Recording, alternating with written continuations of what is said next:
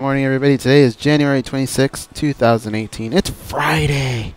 Yeah. Friday. The 7 Junkie Radio's pre-show, the show before the show. I am Ghost. To my left, 7 Junkie Radio's fight analyst, Dan Tom. Up in the air, up in the clouds, it's Danny Okers, producer. And to my right is Gorgeous George. You can't see him right now, but he's here. Can I play my new favorite sound effect ever? Go for Why are you yelling? 'Cause I shit my pants. Oh my goodness. But you gotta play the whole thing. Oh, okay. I'll play the whole thing. I'll see you Monday. Yelling. 'Cause I shit my pants. I didn't want to shit my pants. Oh, whoa. Did you catch the email at the end? What was the email at the end? Douglas Lima? None? Negative? Douglas Lima's added? Yeah. Douglas? Yeah, I got You caught it on the... Yeah, okay. Ooh, scared me. Okay, Douglas Lima. Sorry about that. It's okay. Wait, what just happened? Douglas Lima's on the show. I did not get an email about this. 'Cause you shit your pants. Danny, I'm sending you a different number for him, okay? Do it. For who? For Lorenz. Okay. And then I guess if you have Douglas Lima, do you know what time Douglas is up? George, do you know what time Douglas is on? You're what time is it? 11. Okay. So 11:40. That means, I'm going to say what George always says. That means, Junkie Nation, we have the entire first hour to take your phone calls. That's right, Danny. At 866 522-2846. Let's I don't know see. why George, a throw on your headset. mini pause there. I've never done that before. Would you agree that this is what you would have said? Go ahead, Danny. Oh, because we have guests all in the second hour at 11 and 11:40, that means, Junkie Nation, that the entire first hour we have time for your wide open for your phone calls. Yeah, it is. You can call us at 866-522-2846. That's spot on. That's what you would have said. Yeah. Ow. Okay. Adjustment has been made. Huh? So what? You were like, alright, I accept that now. Alright. Okay. It's okay. We are coming up in just about 30 seconds. It's okay.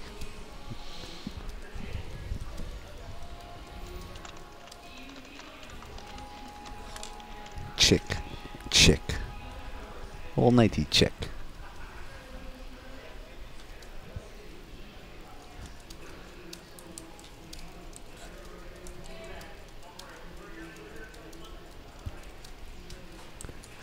Alright guys, coming up at 10. See if anybody from Junkie Nation wants to make bye. a movie bet on any of the fights this week.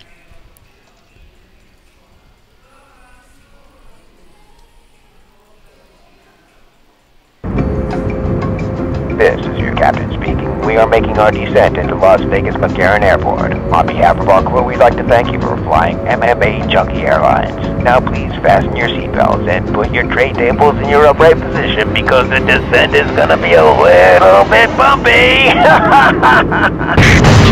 Alright, Junkie Nation, it's time to roll, baby, on MMA Junkie Radio with Gorgeous George and Ghost. This is what we doing while we do it, baby. All night long, we rollin'! Yeah! The MMA Junkie Radio revolution is upon us. Can you dig it? There's no escape. No escape. Through the vast frontier of cyberspace and through a sea of stars in outer space. One small step for man, one giant leap for mankind. We've solidified our combat communications stranglehold. We are controlling transmission. With the use of MMA Junkie Radio and SiriusXM satellite radio technology. MMA Junkie Radio. Commence transmission.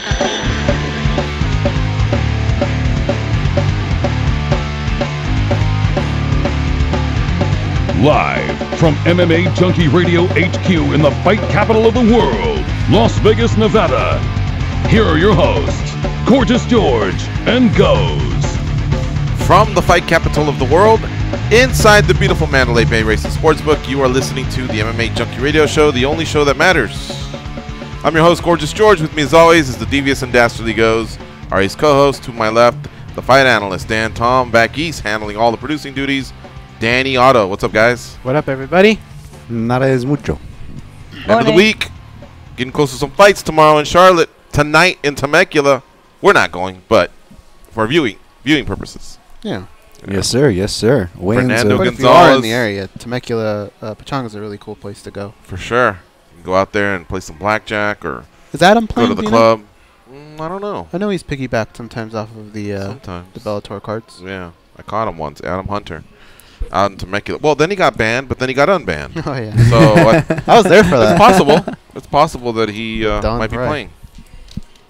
He mentioned it while he was here. I just don't. She was overreacting. Can't remember if it was going to be in conjunction with Bellator 193 or if he was just going to find himself there soon. You can always check his website. I think it's just straight adamhunter.com.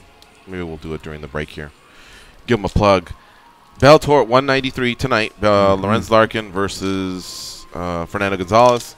Larkin, one of the headliners, will be a guest of ours in the second hour. You want the Junkie Karma. The Junkie Radio Reverse Curse, we call it. Fighters who have done the show on the day of their fights are 58-14, last I checked. Nope. More? Fighters on the day of they fight. On the day of they fight. See here? I kind of kept track with some key fights along the way. Like February 6, 2015.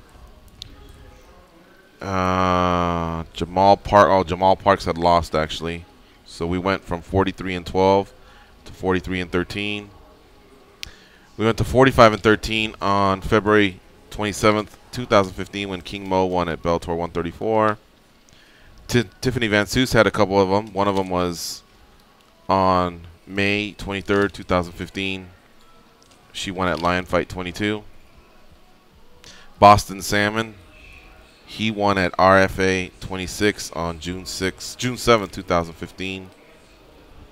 And I don't have the name, but on December of 27, 2016, somebody won and went to 56-14. I was really happy when that happened because that got us to an even 80%. That was a goal, to get it to 80%. That's big, man. That's super, super tough. Yeah. Now, the last two that I remember telling you, oh, man, one of those would have been a win. And I remember telling you, whew, one of those would have been a loss. I remember they actually didn't make the show. We either didn't reach out or they did or we just didn't connect. But that's just what would have happened. One was on the fighter. I know the loss was on the fighter. Yeah. And we don't choose. I mean, we just look at the card and go, okay, you know, whatever. But we really just don't run out of our way to choose. Otherwise, we would be doing this every week. Hey, there's an M1. This guy's 20-0. Call him. I mean, we don't do that. We've taken our fair share of dogs, and they've won or lost, and favorites won or lost. But it just works. Like Stephen Oyen says, it just works. On July 7th, 2017, Gray Maynard and Brad Tavares both fought. So it must have been a finale. And that must have been during International Fight Weekend, or Fight Week, I should say. Didn't we have two? Yeah, Maynard and Tavares. Yeah. And they both won. And that's why I have the 58-14 mark. If you do the math, which there's 58 wins, 14 losses.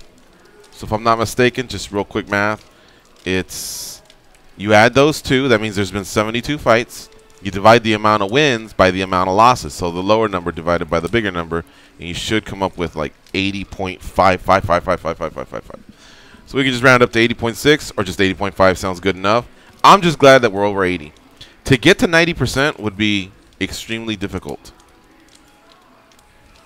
We'd have to be 90-10, and we're 58-14. So we would need to lose 4 fights off the loss column and still go. Let's just say someone granted them to us and said, hey, we'll erase 4 of them. We'd have to win 32 wins in a row. So 90% is really difficult. To maintain 80 will be difficult as well. But Lorenz will try and do it tonight when he battles Fernando Gonzalez in a catch weight, because Fernando Gonzalez, yet again, missed weight. That's his 3rd time. And he's just going to have to decide to go up to middleweight, I think is what it boils down to. Well, at this point, he's not going to have a choice, right? Especially in you're right. California. I think, yeah. Even better point. He's just going to have to move up, and that'll be that. But the fight is going to go on. Tonight, it's the headliner in Temecula. Tickets still available. Get out there. Tomorrow night, they're in Charlotte. The UFC is, though. All the fighters may wait in 40 minutes. We basically started a stream there on MMA Junkie like we do every week. We have a reporter there, a videographer, or sometimes the reporters do them both. So set up a camera, and, they'll note the start time. Well, the start time this morning must have been something like 9 local time, which is like 6 a.m. for us. It doesn't matter what time it started, but that's about the time, 9 local, 8 local, whatever. 40 minutes later, everybody had weighed in, and everyone made weight.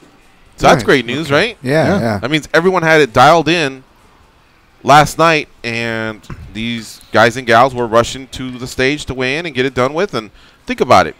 It is now 1 p.m. Eastern, and they started weighing at 9. The last person got on there at 9:40.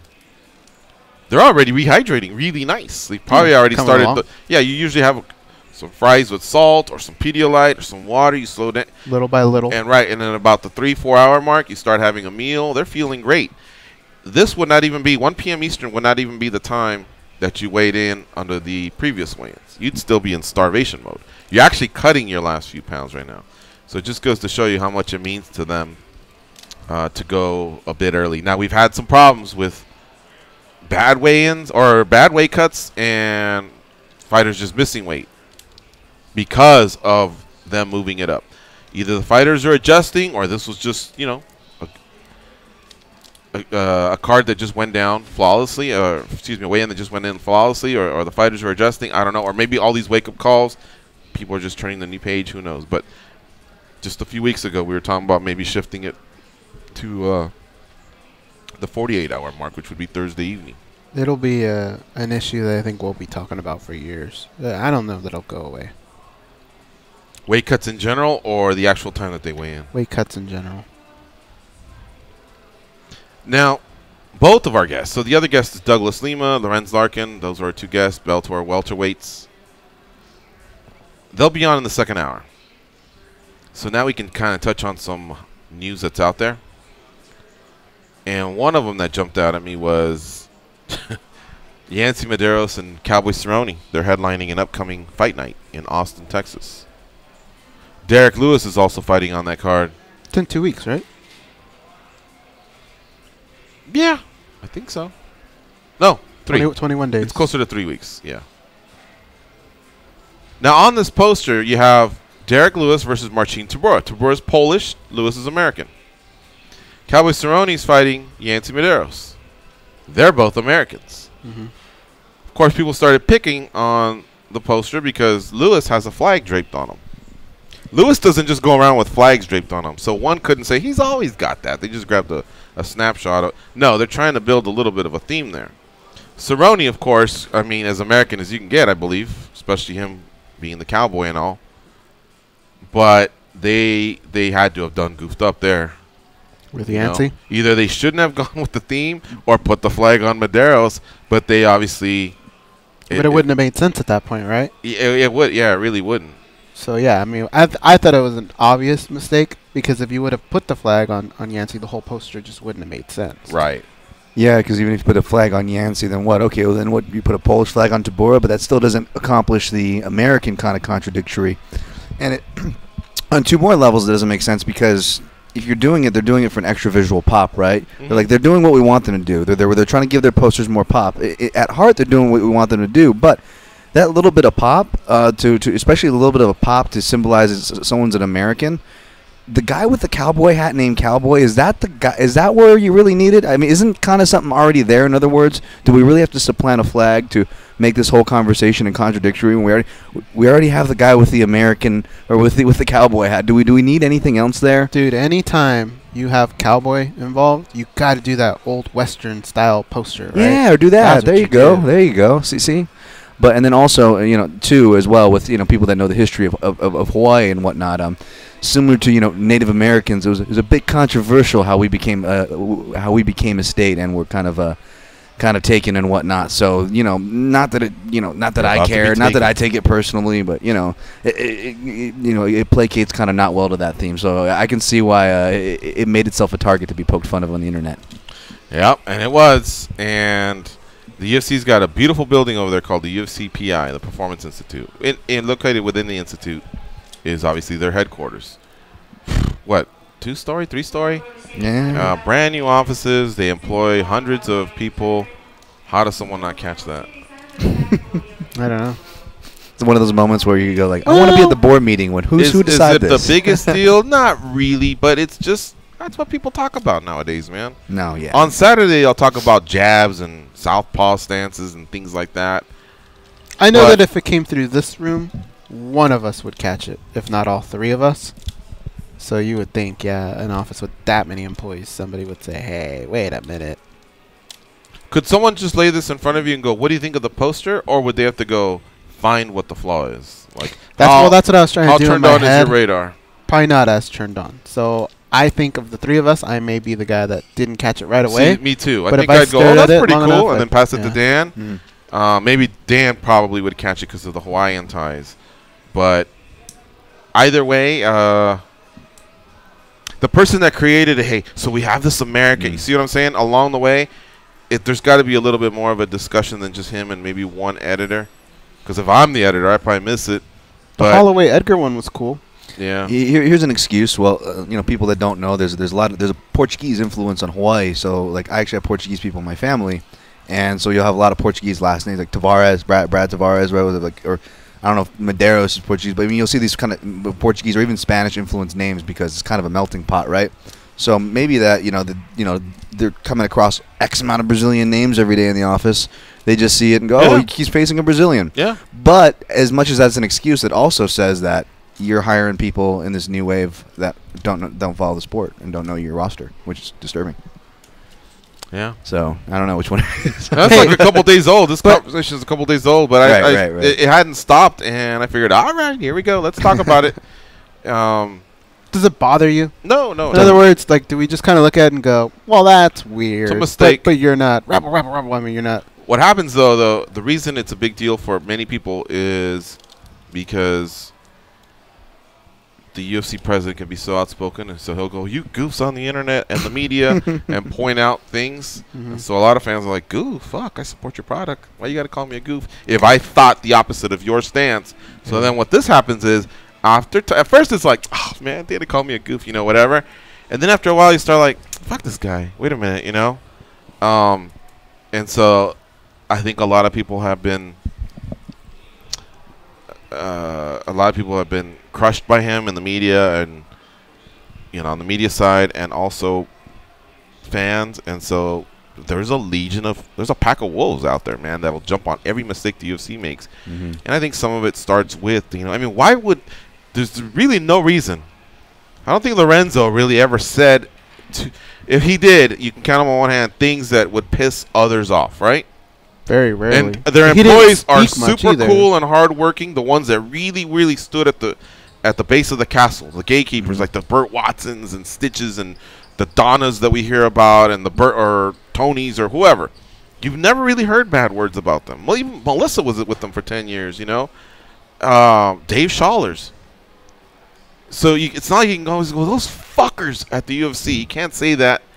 You can't say, maybe a few of the attorneys that have been quoted, maybe the matchmakers when they were pushed back when they were doing interviews and they had to actually say that your favorite fighter may have been boring or just, but really it is Dana. And so what happens is there's that reaction of all those people that have been jilted, and eventually it's like a pack of wolves, and the retweets start, and they want to smother it in the UFC's face. But really what they want to do is smother it in Dana's face, not the UFC, because people still tune into the UFC. People still love the UFC. People watch the UFC. People share things about the UFC and retweet things about they pretty much love the UFC.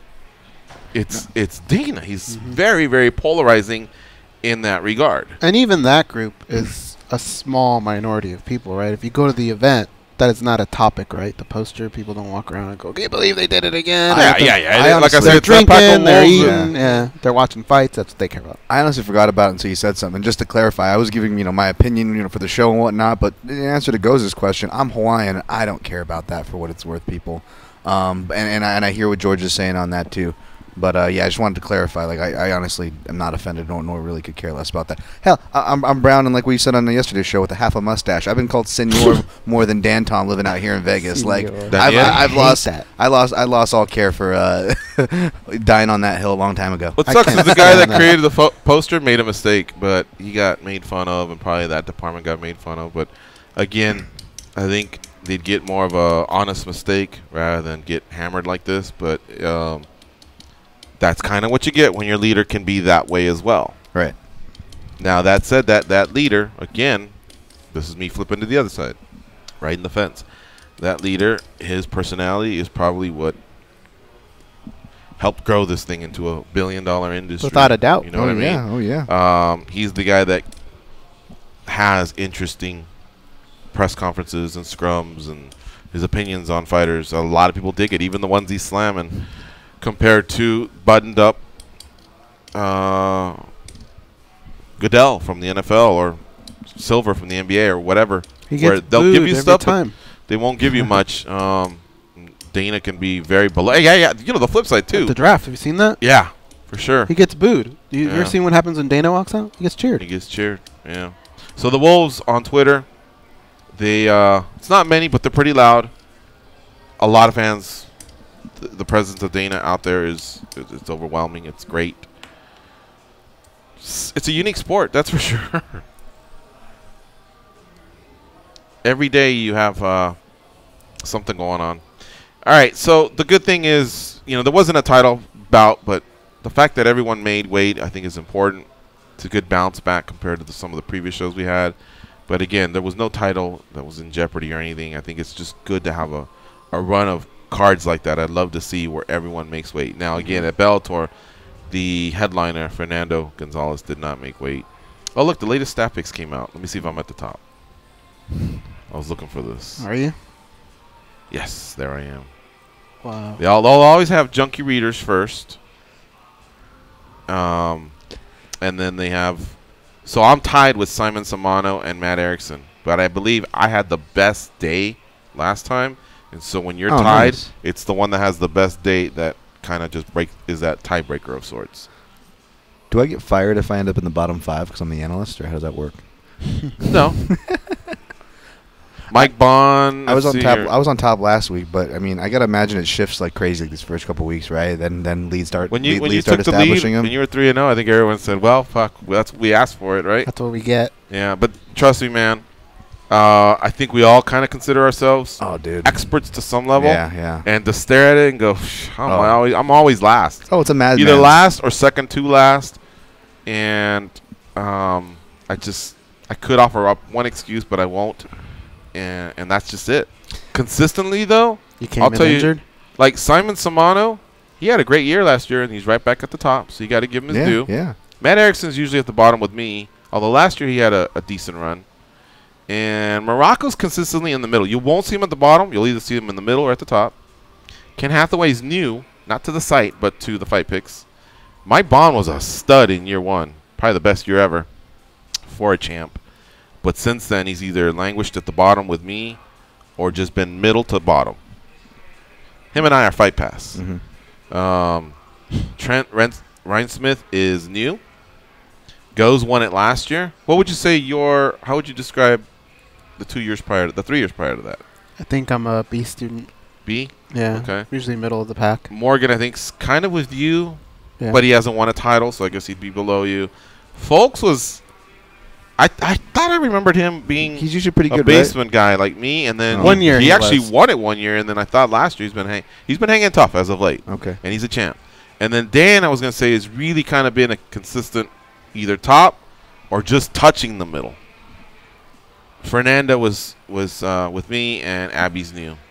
We'll see. We'll see how it goes this year. I will say, it was obviously my first year of staff picks, which is still surreal to see. As a longtime reader, MMA Junkie, these things have been around for a minute. So that's super cool to see. But I will say, in defense of everybody for the picks, it's really a madman sport when it comes to picking and betting, and that's kind of the disclaimer I give. And don't get me wrong, I still wish I kind of had a little bit more of that fan passion that some of these callers come in when they say, I think this guy's gonna get it, and I'm almost jealous of that. But I think maybe it's the job, maybe it's the beat of it. But after a while, you just kind of accept, like, hey man, the best I can do is give an analysis on something. But the picks, that's a madman's game. I could see why guys like DC have that answer. He said earlier this week to us on the show that it's my least favorite part of being an analyst. Well, you can make the correct analysis on a fight and still lose the fight. Yeah, that happens 100%. a lot, actually. I always point to the Stipe Overeem where, like, I eat shit. I picked Overeem, but at the same time, I picked Overeem because he can land a counter cross, a liver kick, and when Stipe gets up, he turtles, and that'll give him a guillotine opportunity. We saw all three of those things happen. Didn't win the fight. The pick was wrong, but like what Ghost said, it's one of those things where the analysis can be right. But yeah, you're right. There are certain people on that list that seem like they're consistently toward the top, though. What you were saying, how you kind of laid it out, George. Mm-hmm. I fell for your analysis about the turtle thing. I remember it. I like turtles. I was thinking of a quote from the movie The Untouchables with Kevin Costner and Robert De Niro. Yeah. No. Yeah. Well, he's Capone. And a few others, Sean Connery. But it has to do with Sean Connery. I think he's grooming George Stone. Remember George Stone, which is Andy Garcia? The number 2. And he tells him something where he says, you did your job, now go home. Same thing with you, Dan. You poured over all kinds of notes and video. You wrote down your thoughts. You penned it for the site. You verbalized it here on the show. And if the fighters did what you thought they were going to do, great. And if they didn't, whatever, you did your job. Just go home and rest your head on the pillow and relax. The results, you're right. It's the Wild West, man. It's so crazy out there what can happen. And the worst thing about it, so it is, the 4 ounce gloves is a big deal. But the worst thing about it is we just don't know the health of the fighter going in. You know what I mean? Oh, yeah. How many times have you heard I needed the paycheck, or I was injured, or I had the worst cut ever, or my coach this, my flight this, what have you. We just basically roll with it because the other guy's probably in the, kind of the same boat as you are, but something usually holds that up, and we just don't have that info. You don't know how accurate it is. Hell, I've been rehabbing my knee at Extreme Couture a couple times now. And as I'm sitting there, I'm watching fighters work out, and I'm making sure not to hold my gaze or to just be in one direction, looking too long, so that not to give them an uncomfortable feeling. Yeah, especially if somebody gets hurt or something. Right.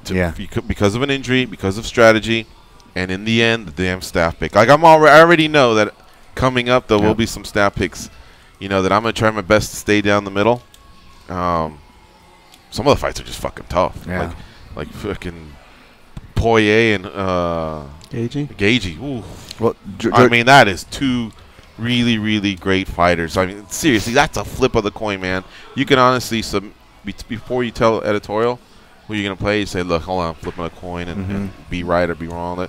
Some of these fights are right down the middle, but it's a tough job to do. So all you can do is just, as long as you know you're good with it, then that's what counts. I agree. And what you're saying about Extreme Couture, I can co-sign with you there because obviously I go there and have been going there, but even though I can't go there for a minute with my looming surgery, but when I have been, a lot of it's been on a recovery basis where I have to go work the bike or do certain things. And the bike, as I'm sure you know, or unless they changed it recently, it's facing one of their main cages. So, luckily, I had good relationships, but a lot of with the coaches and stuff. But a lot of times, it'd be Fallis, the late Fallis and stuff. And he knows me, so it'd be fine. But I would feel uncomfortable. The bike's right there, and he's working game plan with Misha or Brian or whoever for a big upcoming fight, and I'm just trying to, my music and looking every which way, because I'm gonna have to break, probably have to break that down for whoever I'm working for or whatever's going on at the time. And there's been a lot of those situations there. So I definitely want to co-sign on that. And those intangibles you're talking about, George, that's kind of the biggest thing. I mean, back to the timeline on Junkie. I was just reading a story last night, that Kendall Grove interview. Did you guys catch that? I just saw the title, but I haven't read it. That was a crazy story. When did he lose his father? He lost him between his last fight and the fight before. So essentially, his last fight was this first fight without his father, and he lost 2 other important male figures, including an uncle and I believe even a brother within that same year span. So it was an emotional time, and he had his father's ashes essentially when he's going to the cage in a cylinder. And you know when they do the walkout, they take all their stuff off, they hand it to the guy, and they go get greased up. Well, essentially, long story short, he actually does a very good job. Go to MMA Junkie Radio. There's a written and video for you lazier people out there like me who want to see the story. He does a much better job telling you. But essentially, he goes to hand off the ashes, and only the top of the cylinder is there. The whole bottom is off, so his ashes, gosh knows where he's trying to process this while the cameras are on. You're about to step in. We've all seen it. The prep point. Whoa. Okay, so he takes it off. It's gone. It's the picture of the lid. Yeah, just the lid is hanging there, and the bottom part that actually holds the ashes. Oh, so when he walked out, somewhere between point A and point B, he only realizes it right before he's about to get in. The cameras are on. We're live. We're going. Your dad's gone. Wow. Oh man. Yeah, and there's this whole before and after he sets up. There's more to it. Please go and check it out. Not even just trying to be baity or anything. Seriously, it's really it's worth it. It's.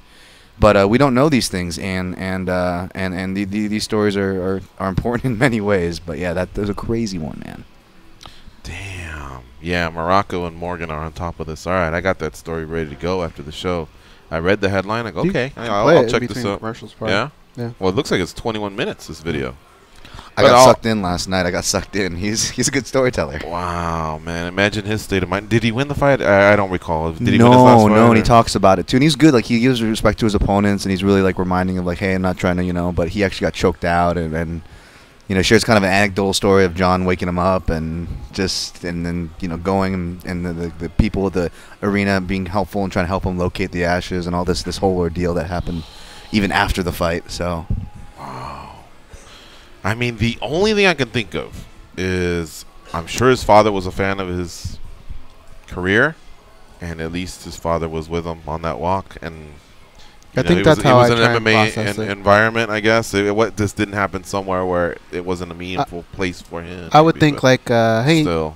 That's Dad letting me know he's here or something. I try and spit it in my head. Well, I want to say that because Kendall's, I think only half of the family's from Hawaii. The other half is from a Native American from the mainland. And I think the show was in Oklahoma, he was saying. And I think his dad had roots there. So I think he, like what you guys just said, he kind of just processed well, I guess his ashes are here in Oklahoma then. All right. And, he had as Kendall put it, he's like, well, at least he's got a casino here. There's drinks there. Maybe some hookers over there if he wants them. In Kendall's words, by the way. It was just so it's the way he kind of processed it. Right. All right, we got to take a break. You're listening to MMA Junkie Radio on Sirius 67 Rush 93. When we come back, we'll take some calls. 866-522-2846 is the number to call in and chat with us about anything you want. Bellator 193 takes place tonight. UFC fight, on Fox 27 takes place tomorrow night. Bring it.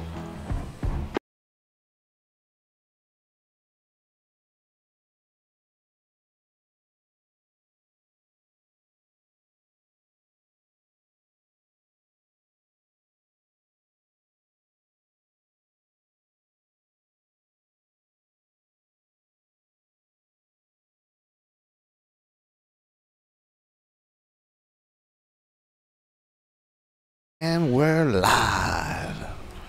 All right, we're on break for 5 minutes. So I'm jumping into this Facebook chat to holler at some of you.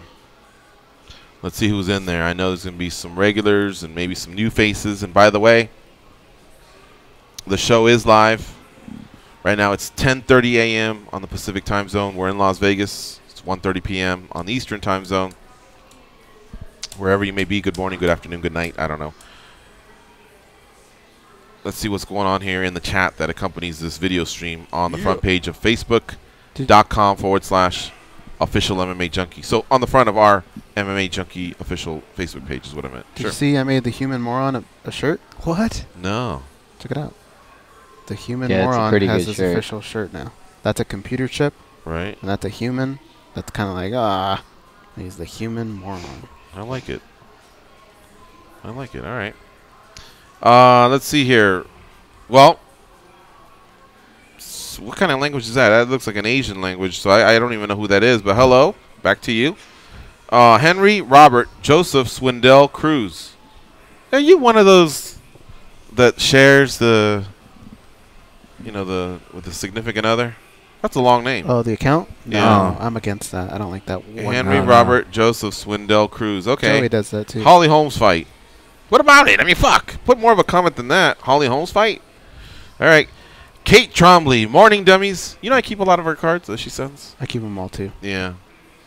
They're very meaningful. I found some that, had to do with either the 1500 show or whatever. And so I'm going through so much backlog of paperwork and things like that, and I found a few of them, so I kind of got a few things set aside there, given to us over the years. She's very consistent, though. Martin Stabilo, aloha. Happy Friday. Aloha, guys. Kate Price says, happy Friday, fellas. Erica We know our geometry better than your high school math teacher. Octagons, rings, and square circles on Sirius XM Rush 93 and the Sirius XM app. That's a good one. Mixed martial arts, boxing, pro wrestling, and so much more. We are Sirius XM Rush 93. Listen anytime on the Sirius XM app. Doesn't Danny usually give us a warning? I'm about to hit the bump, he says. Erica Mitzelplick says, hi, ninjas. Danny Volkers. Good morning. I normally give you a warning, but when you're in the middle of reading something, I didn't want to give you, and it was like seconds away. That's what he said. Oh, just talk over me, man. No I problem. don't like to do that. They're listening to your. They're here to listen to your voice. I know, but I look like one of them guys that gets pants at school. Where, well, I'm just standing there giving a speech. I think you should all vote for me as president, and then a couple people come along and pants me like, oh, and I put them back on. Oh man. Whereas if Danny would go, hey, here they come, they're gonna pants you, then I go, and I'd hold on to my pants, and then that'd be that. I've seen some pants and go backfire Danny back didn't in give my me day. warning. Go's got me good at an airport once. I got pants really good at an airport once. Did you do that dirty? Yeah, but I did it because he pantsed me on a ladder. I was trying to get Christmas gifts down, and he waited till I had them in my hands. And then he pantsed me, and I was stuck on the ladder. That's good. That's a good one. You got me at the airport. I had luggage, so my hands were full. I knew he wouldn't drop it. But the best one that I can think of was Cousin Lewis, right? That was a good one, but was it Steve Gonzalez at Knott's Farm? Do you remember that one? Who got who? Someone got him? Someone got him. What happened was there was somebody. Remember the old Western show? Mm-hmm. So there was somebody on the other side that was like trying to wave somebody like, we're over here. And so I think you told Steve like, hey, just wave back. So then he got up on one of those like logs. It was just like like that. And then you pantsed him. So to everyone in the audience, it was just like, hey, look at me. And then boom, we just got pants. Dude, that could have backfired. Could you imagine if you grabbed a little more than just the outer layer? And like, there's kids there, man. He's on his record for the rest of his life because you pantsed him. He's exposing himself to like minors. Fuck back in the day. You could, I know, like you can be a registered sex offender. Yeah, that's what I'm saying. For just like if you take a leak at a playground or something like that, you could get that could happen to you. That would have been me so many times then. Yeah. I think it's even worse Allegedly. now. I think if you just get caught peeing like in an alley or something in public, You're close to a school. Dude, in New York, I had my spots, Danny, when I went around there because public restrooms are hard to find, and like Dan Tom could have very easily had a lot of things on his record. Remind me to tell you about Cousin Lewis. Oh, okay.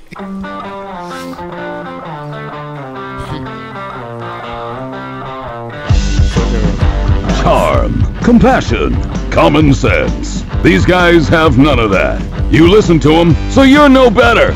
I am awesome, though. They are Gorgeous George and Goes.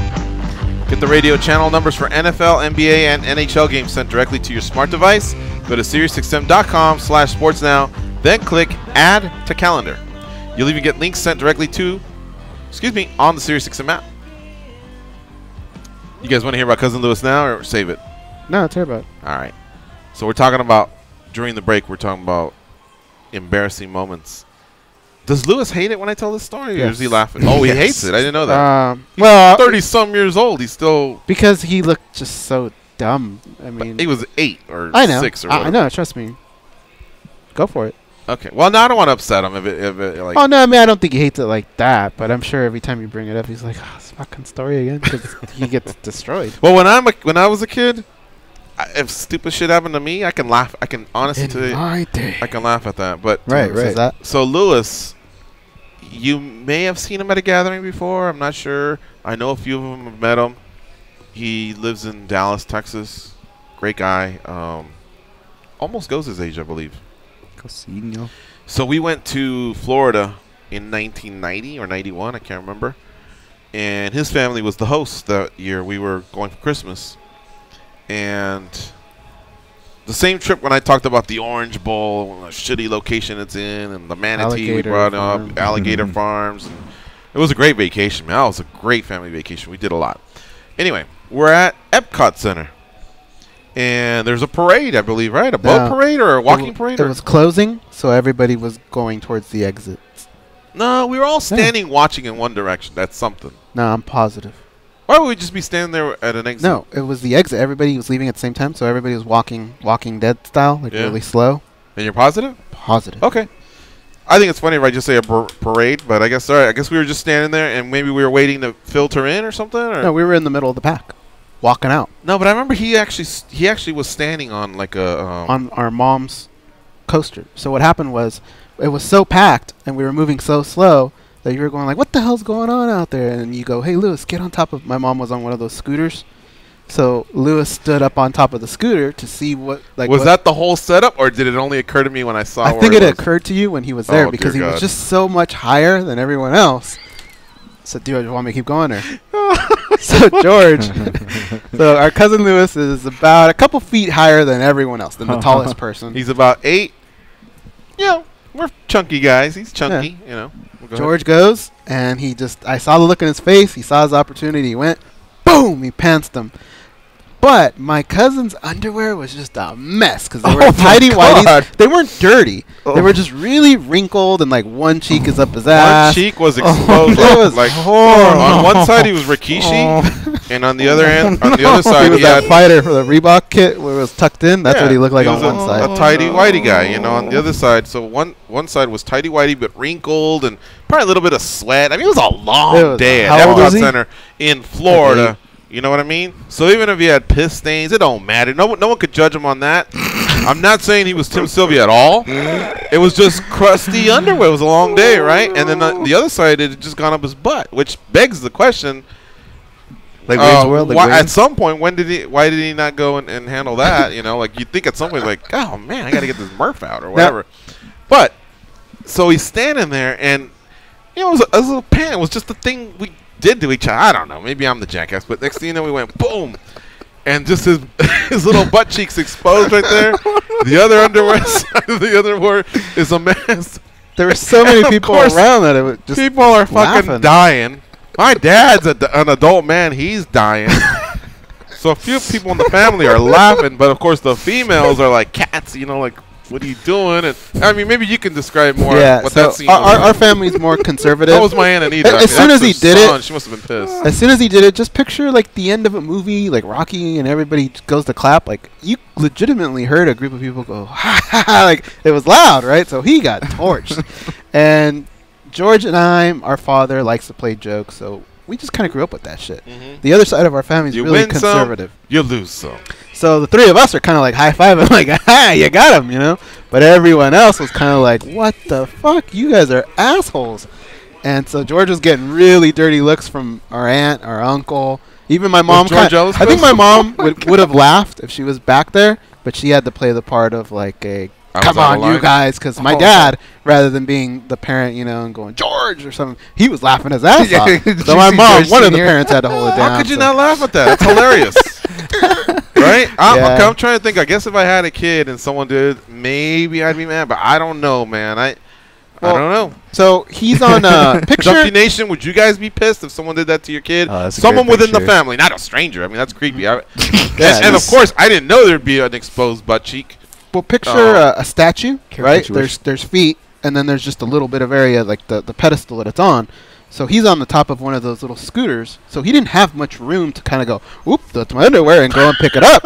Like if he did that, he would have fallen. So he was stood there for a while trying to like maneuver. Finally, my aunt had to kind of like raise his shorts up, and then from there he took it from there. God, this guy had amazing memory. So he was up. He was there for a while. This like is that. vivid in And your mind. Vivid, yeah. Because what's really vivid is the underwear and just how I'm telling you, the worst part about it was just picture if you just balled up underwear for weeks and then unraveled them and quickly put them on, like how wrinkled they would be. Yeah. That's how wrinkled they were. And then the fact that one half was in his ass, like it was just it was the best joke ever and probably the worst at the same time.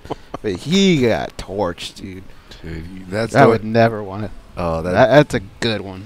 Really, it would have been less embarrassing if he was wearing diapers.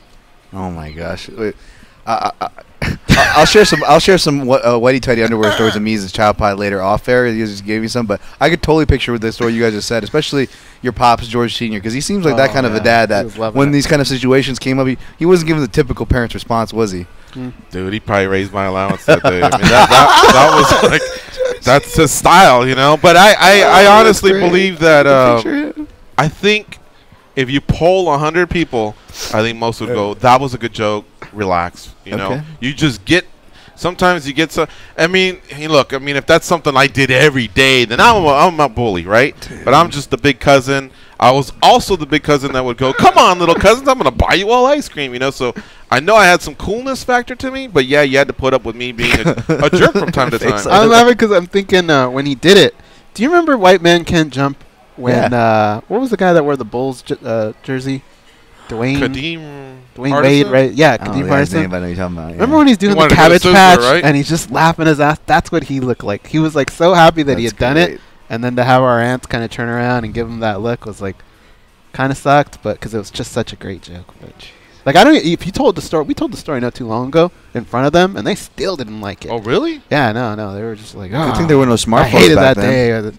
Oh yeah, that would have been one of those videos. So they'll just. Oh, that would have been viral? Oh, for sure, dude. Well, it would have been good. He was so much higher than everyone, guys. Like, just picture us standing here and then me standing on the desk. He was so much higher than everyone that he just looked like Chris Angel. Like, he had just been elevated, and then all of a sudden his pants came down. I would want to go back to watch the video just to freeze frame on the surrounding people's facial expressions on what they were just, like, going about their day, and they just turn and see that. You would have like, seen that from so far away, dude. Let's take some calls. Dan from Oregon, you're up. What's up, Dan? What up? Hey, guys, YouTube chat matters too, man. We got. All right, I'll go in there. You're right. You're right. Husband is up in there. Yeah, I want to see the human morons in there, so I'll go in there. All right. Man, dude, I'm crunching some numbers, and this kind of reverts back to that, what can we do to grow the sport conversation that we were having? And honestly, I threw out there the other week that we need less pay-per-views, and I'm going to stand behind that 100%. I do not have the NFL Sunday ticket, so I looked up how much it costs. Apparently, if you want the max package, which comes with like the Red Zone channel and everything, it's $360 a year. Whoa! If you want to order all the pay-per-views in HD and be a yearly Fight Pass member like myself, you're paying $941 in 2018. How can new fans afford that? Like, I don't know, man. I'm thinking make real big cards on Fox, or if we would have in the past, that's how we could have got fans, because we have callers on all these channels that say, no, I don't watch pay-per-views, I just watch all the 3 fights on Fox, and look at the quality they're getting this weekend. They got Jacare and Brunson, great fight. The rest of the 3 on the card, I don't really know about that. And as far as the fandom goes, like, how can one justify something like this? If you're a new fan and you're young, like you're my age or something, I might get you to stream the fights, and at least you're going to see them that way. And then maybe you'll pay $100 a year to get Fight Pass, and then, you know, at least you're not screwing UFC over the whole time in that regard, because streaming is way too easy. And I mean, we talked about years ago how pay-per-view was dying. Conor and Ronda came in, and all of a sudden it wasn't dying. What do you guys think of the state of the UFC right now, man? Back to you guys. See you, Dan. I think it's us that really trip out. It's them that seem like they're just having a ball out there. Who? The UFC. Yeah. Yeah, I think you're right. I was just gonna say, not to rehash it, but since it's apropos to Dan's call, like I agree. At first, I was gonna say, well, Dan, what if what if it was less shows, but because of less shows, like I often preach, we'll have better cards, and then with paying the pay-per-view be less. But as Dan reminded, that the pay-per-view price just went up, and he had the math ready. Thank you, Dan. And that swayed me, toward his argument there. And whether you are on board with that or not, or have a better solution or not, I will say that it comes down to, if we have less shows, we'll have better quality cards. This affects a bigger process, and I know we've spitted this argument at nauseum, but yeah, I can co-sign with that. I don't know if less pay-per-views will mean a better product, because it could be less fight nights mean a better, more stacked big box card argument too, and a better, more stacked pay-per-view card. So probably just less cards. Now I do know this: I'll watch a card and go, "Whoa, that guy looks like the next big thing," And sometimes it turns out, and then you look at someone and go, "What? They're 3-0? What the fuck's this?" And then you kind of get excited about them. And then they go 3-3, and it's not as big of a deal. So they do have to, sign some of these fighters. They're going worldwide. I get that, but I think, I probably less would be better. I think, just to make those pay-per-views really, really pop. Make sure big box cards really, really pop. They have to be something else. Let's give the UFC until the end of next year, when they have their new TV contract. That could possibly affect what they do with the Fight Pass. But I'd love for them to go the route of the WWE and just have one price, all your pay-per-views, and I'm even willing to pay more than what one pays for the WWE to get all their pay-per-views. I think that would be good, because you would reel in a lot of people that just can't afford as much, and then maybe you'd have them fall in love with the sport. I think it'd be great for them on the PR front, and slowly but surely you would build this thing up. I mean, WWE, what do they rock? Like 2 million customers? Yeah. Fight Pass, we've heard rumors up in the 500,000 range. Who knows? What? One more? Okay. Don from Rancho Santa Margarita, California. What's up, Don? How you doing? Good morning, George, Goes, and Dan. How you guys doing today? Good. How are you? Good, Don. Good, man. I'd like to give a shout-out to all the fellow junkies in the ghetto chat of the YouTube channel.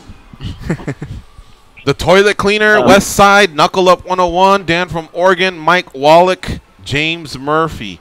The Human Moron has not been spotted. Jasper's in there, as well as Nelson Sagalu. Awesome. And, man, yesterday, that interview with Luke Rockhold, man, was that the same Luke Rockhold that was my trivia captain a few years ago? Because he sounds scary.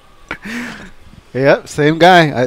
What is it, 3-4 weeks out is when he just really... It's not like for interviews. He's legitimately like that for like 3 weeks, I think. Pretty much, yeah. So he's not trying to be anybody. He's just being himself. Man, yeah, he's looked intense, or he sounded intense. One fight that I'm looking forward to that I'm not hearing a lot of talk about is Bobby Green and Eric Koch, man. I think that's going to be a potential fight of the night, man. What do you guys think about that fight? I think so as well. Yeah, it's a great fight. Yeah, just good to see both guys back in action too. Yeah, 100%. I like both guys stylistically. Good fight, and kind of like our caller Hal was saying, there's a live dog in there too if you're a betting man. But it's gonna be a fun fight. Cool. Hey guys, just checking in. I know I don't call that often, but I listen and watch you guys every single day, and you guys are doing a great job. And Dan, I love your analysis, man. You're doing great. Thanks, guys, for taking my call. See you, Don. Thank you, Don Joe. Too kind, man. Yeah, great guy. More calls coming up. 866-522-2846. But we got to take this last break. It's MMA Junkie Radio on Sirius XM Rush 93. Stay close.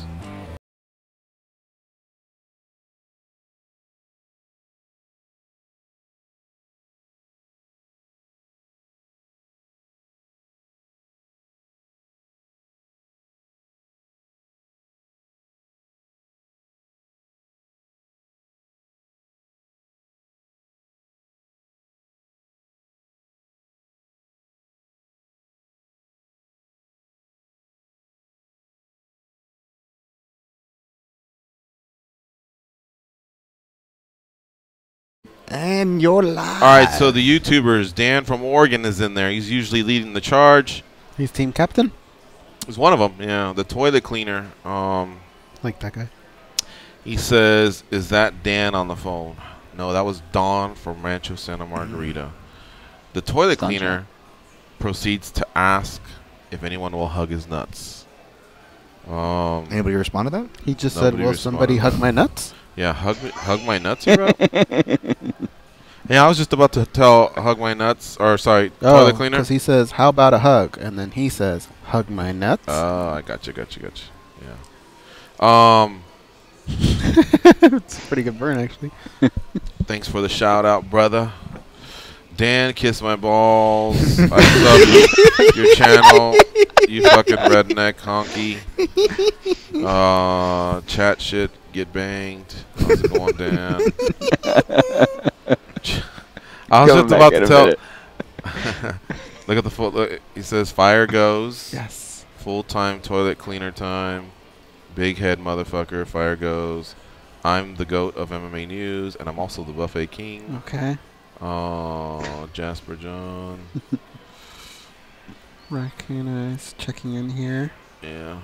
I mean, yeah, there's some okay discussion going there. There's some couple funny jokes, couple corny jokes. The Facebook chat's sometimes a little bit more serious. Back in 30.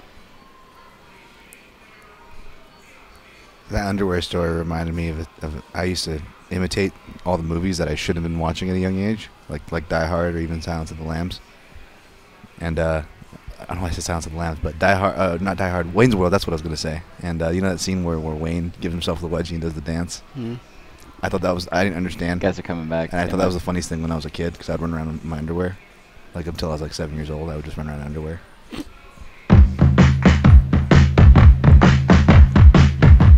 Hey, idiot! Yeah, you.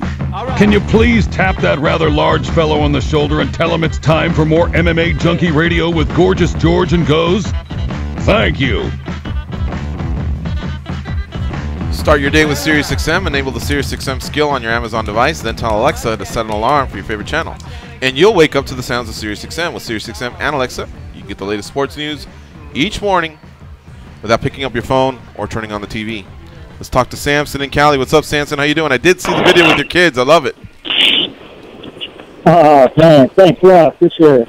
Can you guys hear me okay? Yep. Yeah. Okay. Appreciate it. Yeah, I have a stun gun story I've always wanted to do, and I know it's not Monday, but I hope I can get it off. It's all right. Go for it. All right.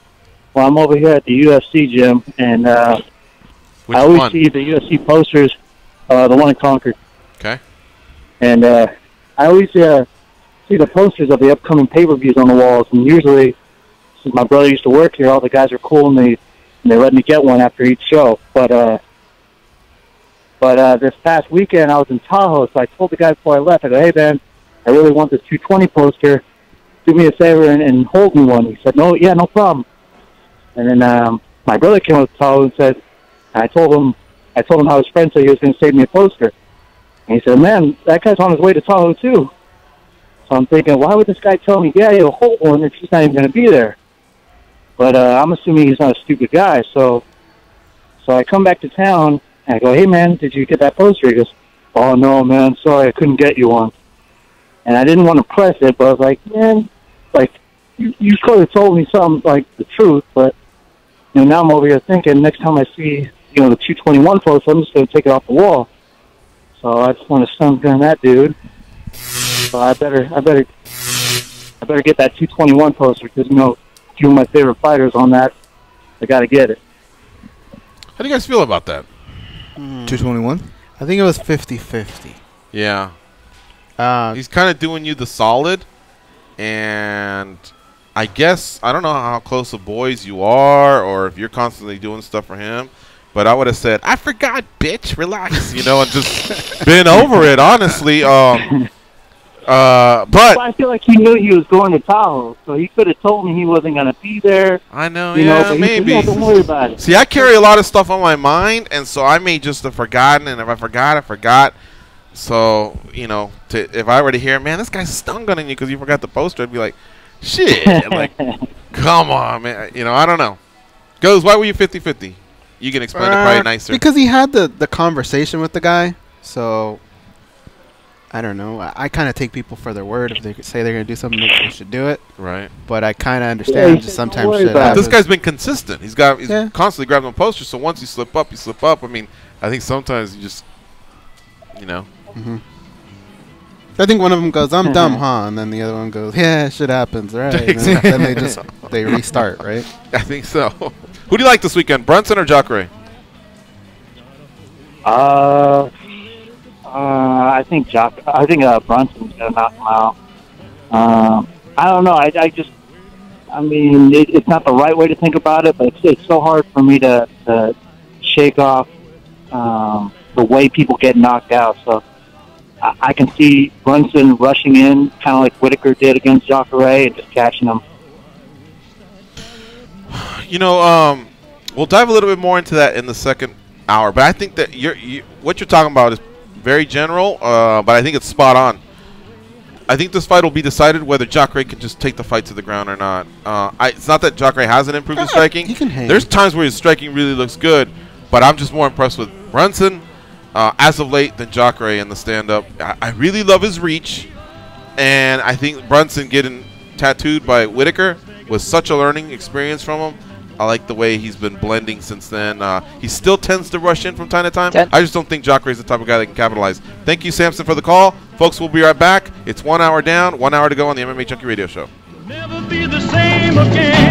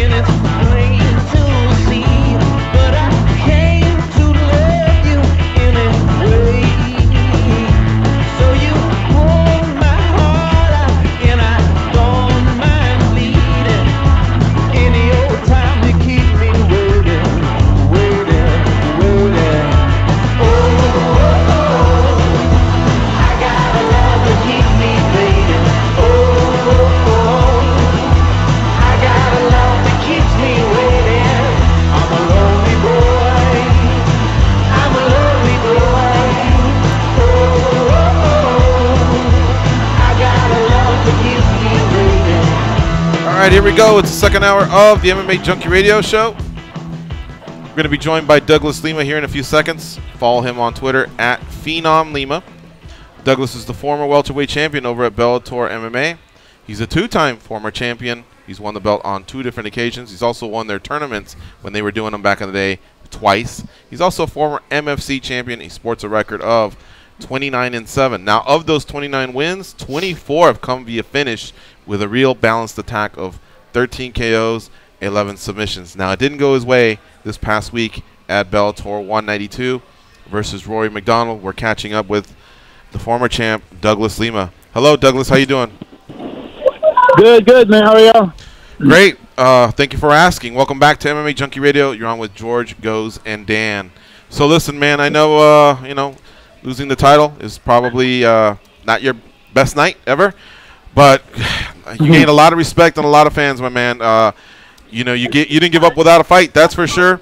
And you got a lot of respect from your opponent, from the media, from the fans, and we just like you've done it in the past. We know you'll be back.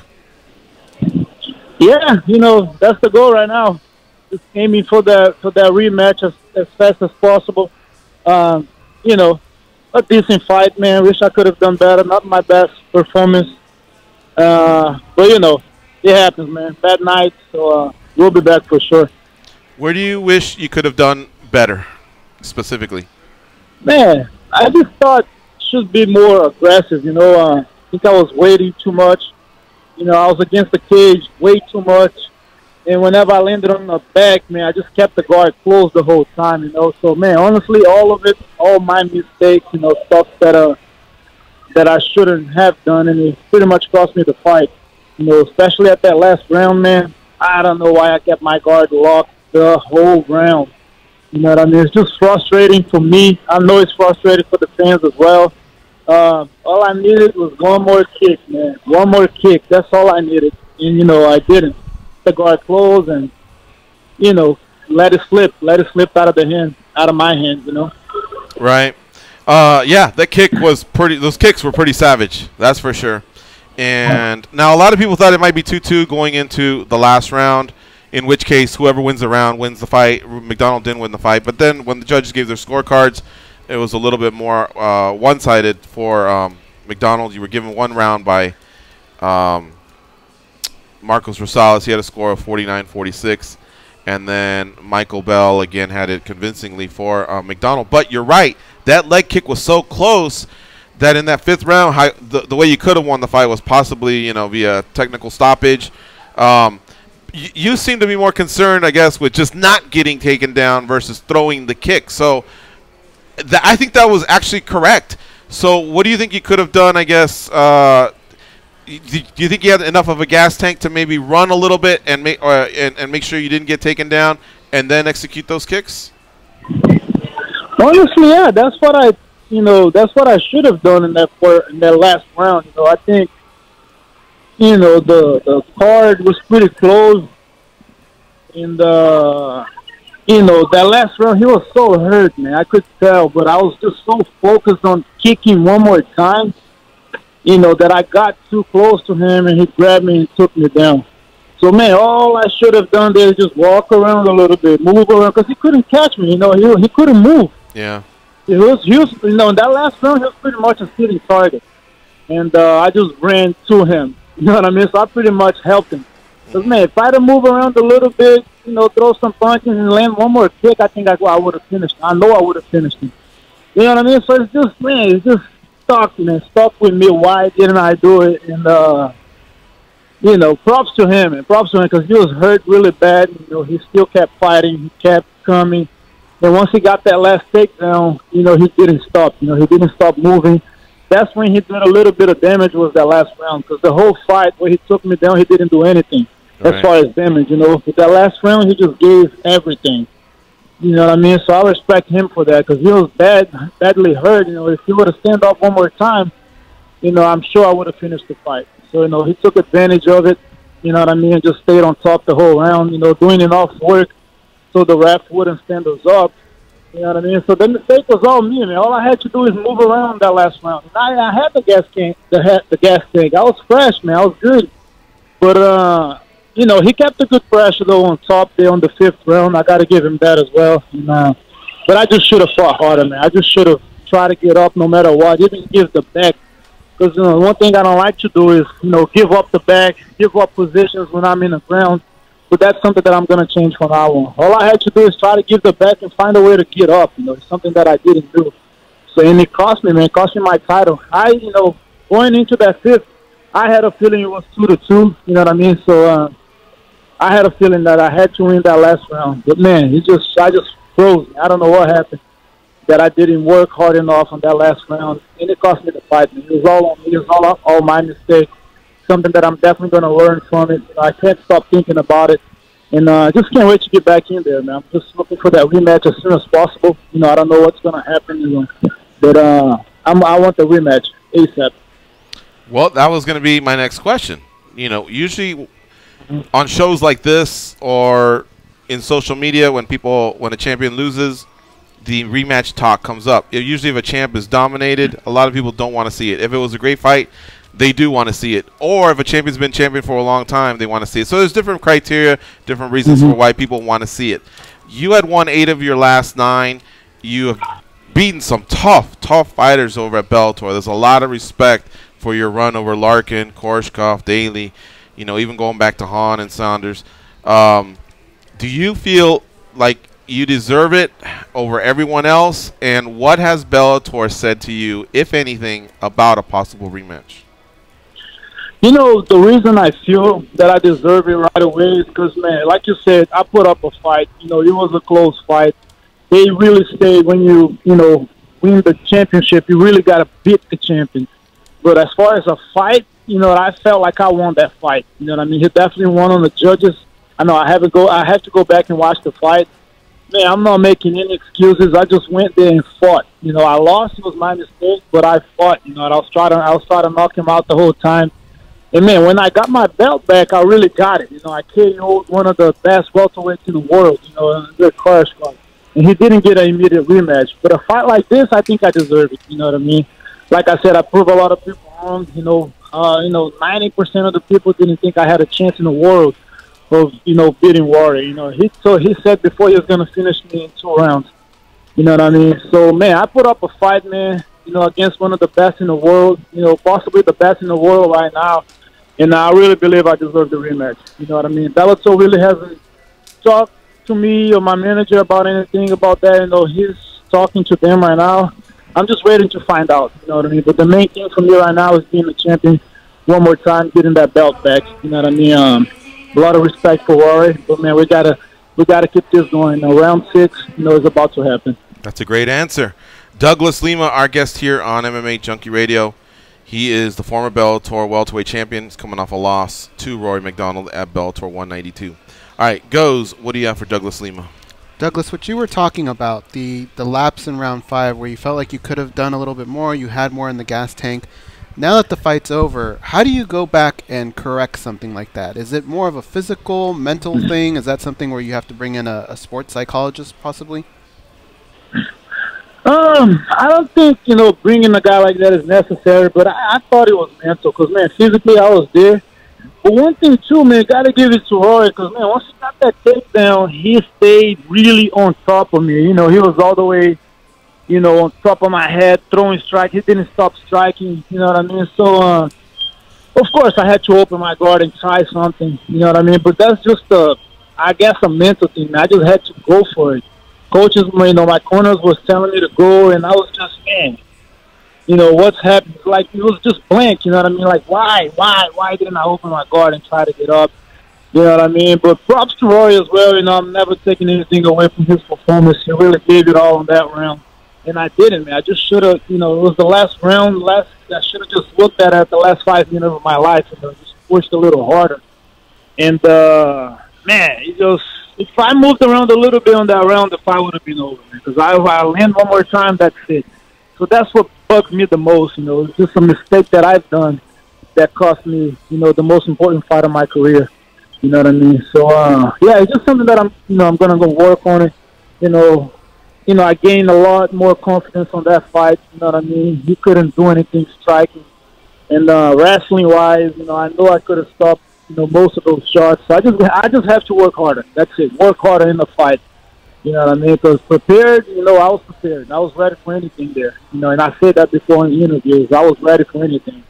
But it's just that extra push that I didn't do there that I paid for. So that's something that's never going to happen again for sure. After the fight, we saw a couple pictures that you took with him. I'm sure at some point you had a moment where you guys could speak a little bit about the fight or what's going to happen next. Can you maybe share what that conversation was like?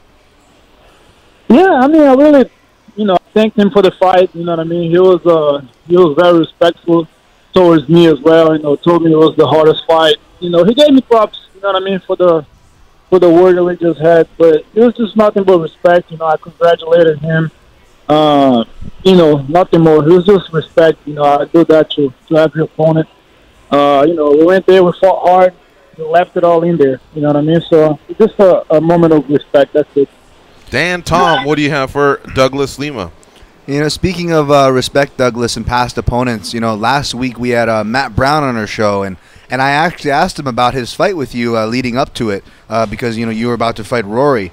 And Matt had nothing but respectful things to say to you. In fact, he said a lot of the things a lot of your opponents say about you, that you were one of the toughest fights he ever had, one of the most important fights, the hardest kicker.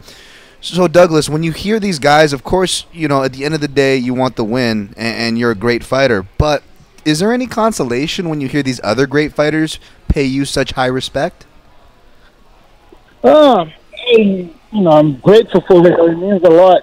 Matt Brown was actually the guy that introduced me to my first loss, back home in Atlanta. So got a lot of respect for him, and I wish him all the best. But it's just, it feels good, man. It feels good. You know what I mean? To hear that from fighters, and man, I work hard, for what I've done. Finally getting a little bit of respect and recognition, from the fans as well. And man, I just, it means a lot to me for sure. To hear, stuff like that from great fighters, guys that I share the cage with, same for all of them, you know what I mean? Awesome. And just one more question as far as the improvements. Now, you said, it's probably not necessarily to bring in a sports psychologist or anything, but as far as the wrestling and grappling that you're talking about, I mean, over your career, your wrestling has improved. Your takedown defense, anybody who's watched, it has improved. But what you're talking about, Douglas, as far as the get-up game, getting back to your feet, do you go back to, working with your coaches like Jucal Carnero and, work turtle get-ups or half-guard get-ups? Or what's your game plan going forward to address some of these things?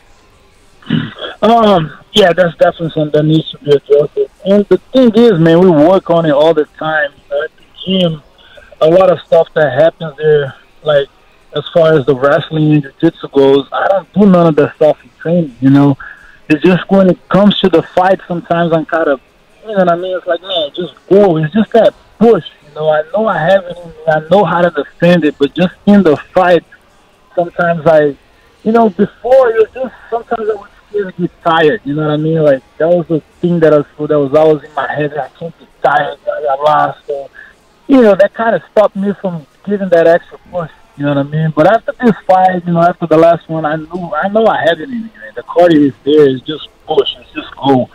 So maybe that's something that we're gonna work. But definitely, train a lot more wrestling. Wrestling is something that we gotta do a lot more. Not twice a week, but maybe 3 or 4 times. Just so we have it always there, just ready. Whenever the time comes, we gotta use it. You know what I mean? But I'm definitely gonna change a lot of things. For my next fight. I'm gonna go somewhere, do some just wrestling for a couple of weeks, and keep, getting everything better. There's always room to improve. My striking and my jiu-jitsu. I'm just not gonna stop. You know what I mean? I'm gonna keep training hard. I'm gonna try to improve in all areas, but definitely work a lot more in the wrestling, in the getting up game, and forget about close guard. Close guard is not for MMA. I don't know why I did it this fight. It still hurts me, but it's not gonna happen again. I can guarantee you that. I'm gonna work a lot on it, and make sure that never happens. Because I know it frustrates me a lot watching it right now, and I know it frustrates a lot of fans. Something that, man, get up one time and win this fight, and it kept the guard, closed the whole time. So, man, it's something that I need to work on myself, and I will get better at it. I promise it's never going to happen again. By the way, Big John McCarthy was also saying the same thing about the closed guard, but he also had it 2-2 going into the 5th. So he disagreed with 2 of the judges, but agreed with the one that had it 2-2 going in. But I just wanted to ask you, since you have watched the fight, what did you think of John McCarthy's call as a color commentator? No, I said I didn't watch the fight yet because I don't know. Okay. Still a little pissed off about it, but it's good to hear, man. I love it. Big John's a great guy. You know, I just wish the judges would score damage a little better. You know what I mean? Like, damage should be the main thing. You know what I mean? As far as, you know, 3-1, I don't know. I thought it was 2-2. You know what I mean? I gotta watch it again. I gotta watch this fight. I'm still a little mad about it, but I'm gonna get home next week and I'm gonna watch it. But I just thought damage could, you know, they could score damage a lot better. You know what I mean? Yeah. Just a takedown, I think they scored just a takedown better than the damage. You know, damage is what finishes fight. You know, so I think, you know, that would be something that they would have worked on. You know. I was at a Bellator viewing party with about 20 people, and I'm pretty sure everyone thought it was 2-2 going in. We were all shocked when we heard the actual scorecards, but the majority of everybody felt it was 2-2 going in the last round. Going to the last, so yeah. So, you know, I was mad after the fight because after that last round, I was pretty sure he would have get the win. You know what I mean? Because, man, the whole round on top, you know what I mean? So, but still, you know, the damage was more on my side, you know. And I'm wondering if that leg kick, like when I dropped him with that leg kick, if that's considered a knockdown. You know what I mean? I think it should too, you know, because, man, it's a knockdown. He fell with the kick. I mean, he flew. So I don't know, man. It should have been considered a knockdown. You know, that's something that we gotta, you know, discuss with some judges and see what's up with that. You know. Yeah. Now, since if you do get the rematch, I think a lot of people are saying the Bellator would be smart to go back to Canada with Rory. Would you be opposed to being, you know, I guess the visitor in this case if they were to go to Canada with Rory? Is that interest you? Kind of being the traveling challenger? Definitely. Yeah. No problem with that. I love fighting outside.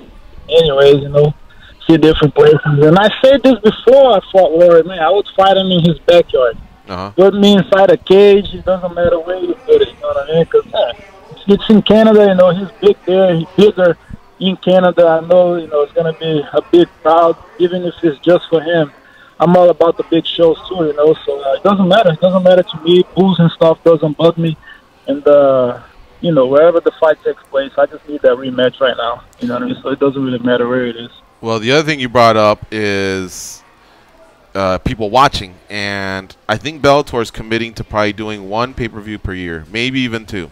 I don't know when it's going to be this year. But how do you not put a fight like this on the pay-per-view? Oh man! So even if it, I know that it's really pissed you off that you lost your belt. Are you anxious? Do you have patience? Like, can you wait till the summer? Does this need to happen sooner rather than later, or as long as you're told that it's going to happen, will you be okay with waiting for the right time, possibly even a pay-per-view? Honestly, I don't want to wait too much. You know what I mean? But hopefully, if it's June, July, for example, I'll definitely wait for that. And pay-per-view, yeah, I think this fight will sell a lot. I know, even on, you know, on this card, you know, I know Rampage and Chael definitely got the bigger names. You know, they bring the bigger draw. But as far as a fight, you know what I mean, you can't go wrong with this. You know what I mean? I think we proved it, you know, in this fight. This definitely should have been the main event because he was the best fight of the night, from what I hear. You know what I mean?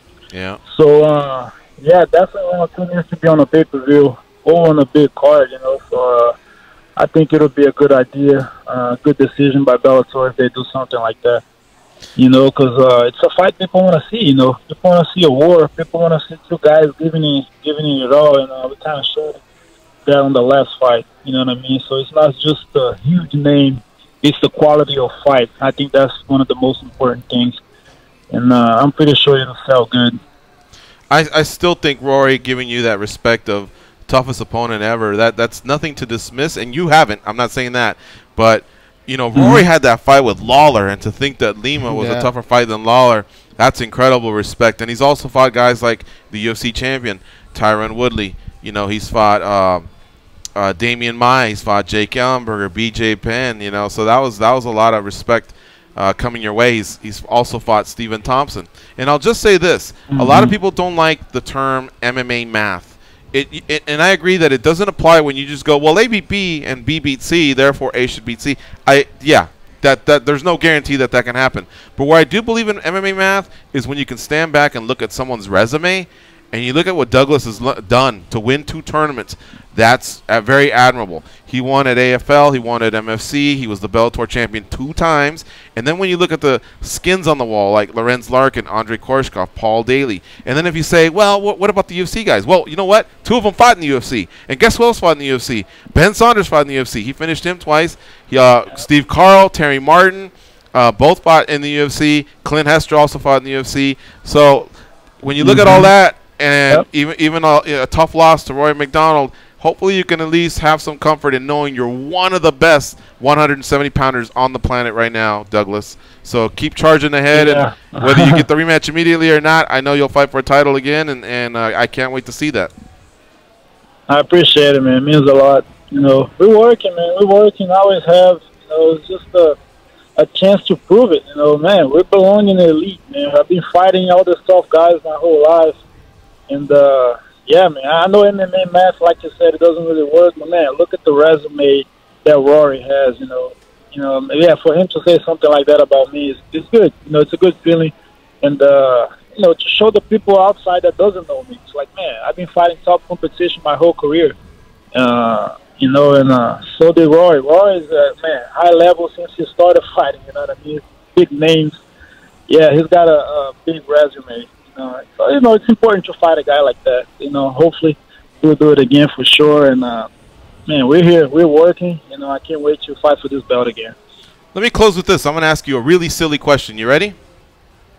Yes, sir. Let's see it. All right, this is the last question. Would you rather fight Rory in 2 weeks in his backyard for the title, and you get paid $100,000 each, like you guys got paid in L.A., so, again, in 2 weeks for the title in his backyard, like you said you'd fight him in his backyard.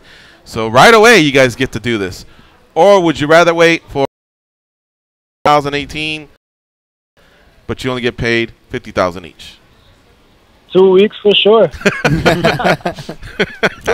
This guy really wants the belt, man. He doesn't care about the people or nothing or the money. He wants to be a champion. I love it.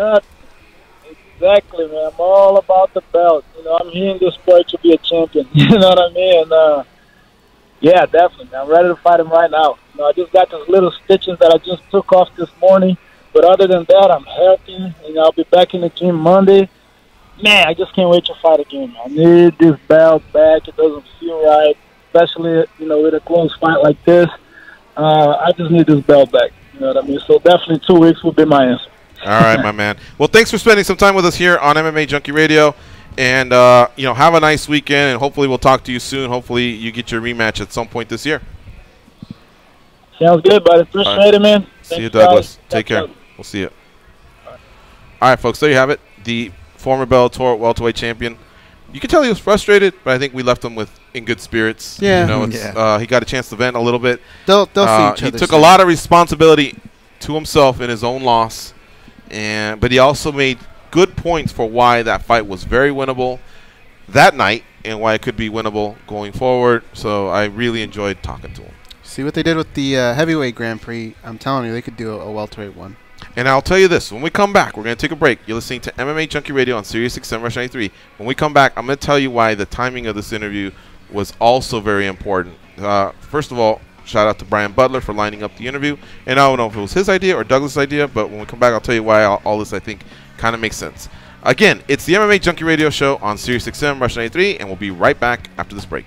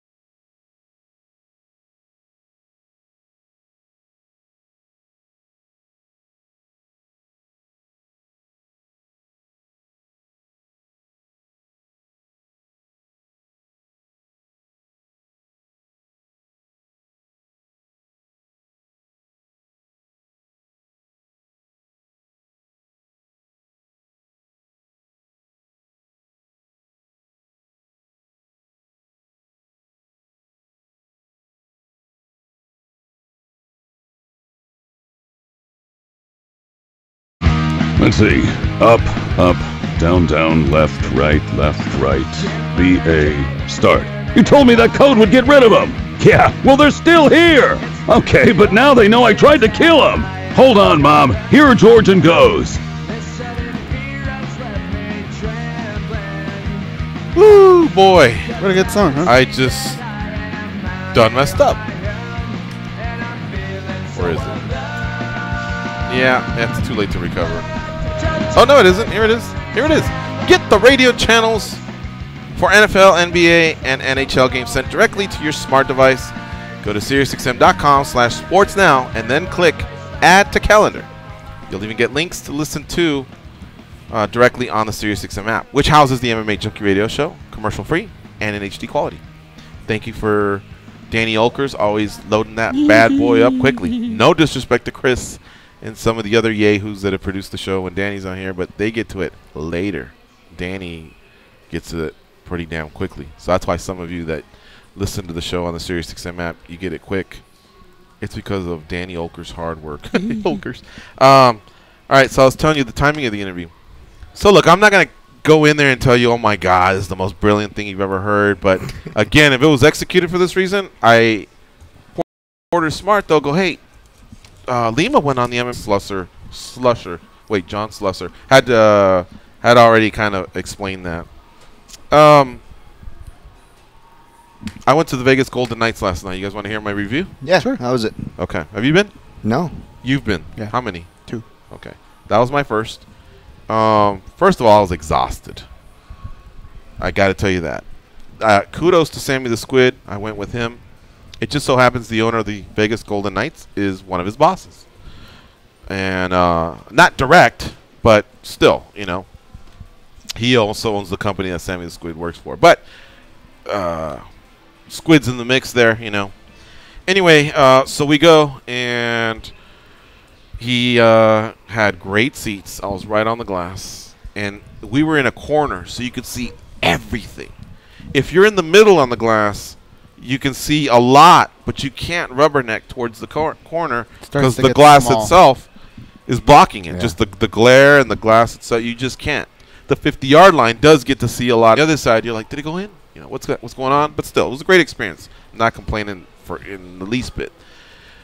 Going down those big, long steps, took a lot out of my knee, man. It's steep. I was holding on to the rail, and I know people were behind me with hot dogs and beers, and they're like, bitch, hurry, you know? I was going slow. I should have brought my cane. That way the cane does the talking for me. Bitch, hurry. I can just lift up the cane and say, that means shut the fuck up, right? But I was just walking slow, and I'm kind of waving like, yeah, you know, like hopefully people can realize that I have a bad wheel. But I'm walking slow. I get to my seat. The seat was great. Getting up and down, you know, there's different occasions to do it. I'm trying to be a Vegas Knight fan, cheer, do whatever, pound on the glass, Star Spangled Banner, go Knights, everything. But the up and down was my knee. And this is the second week that I've had 2 multiple workouts of physical therapy. I'm trying to up that. So I was kind of tired, honestly. I was trying to put on a good face. Overall, I met some of his people at work, and then the climb back up wasn't as bad as going down. So then we kind of shifted seats. They have so many seats, dude. The other one was maybe 40-yard line, about 20 rows up. Perfect. I loved it. Great time. The people there that work with Caesar are really, really nice, and I've met them before. They're cool. And the game itself was exciting, even in a loss, because at the very end they were firing away. They outshot them by 14, and they were firing and firing and firing. But you got to give credit to the Islanders goalie. He caught a lot just with his glove. I mean, he was, you know, he only defended one time, or excuse me, he only allowed 1 goal. So they pulled the goalie with 2 minutes, and they were just going at it. But the Islanders deserved it. Where I think the Vegas Golden Knights lost was in the first period. They had a lot of breakaways, a lot of just forward versus goalie, and they missed it. So again, credit to the goalie. You know, sucked because I had Vegas Golden Knights minus 1.5. So when we went down, we're like, holy shit, we need 4. Wait, do we? No, we needed 3 just to win. I knew our goose was cooked. At the end, we just wanted them to win. Now, as far as the experience, you're right, they do. As far as the experience, they nailed it. I think the production, the experience, it's all really, really fun. Some of it you could tell is not It's new school hockey. It's not old school. I'm sure some East Coasters might go, meh, welcome to 100 years ago or whatever, because that's the way it is. But it shouldn't be held against them. Holy cow! Are we ending? No, we gotta go to break. Oh, you're listening to MMA. What do you want me to do? So I'll just tell the rest of the story later. You're listening to MMA Junkie Radio on Sirius XM Rush 93. I'll continue my story because there's a lot more to tell. Like I said, I used to want the Scorpions to be the name. And when I first heard Golden Knights, I was like, eh. But they tie in so many things to the medieval period that in the end, I was like, I'm glad they did it. That's actually really, really cool. So we'll be right back, and we'll talk to Lorenz Larkin, who's fighting tonight at Bellator 193.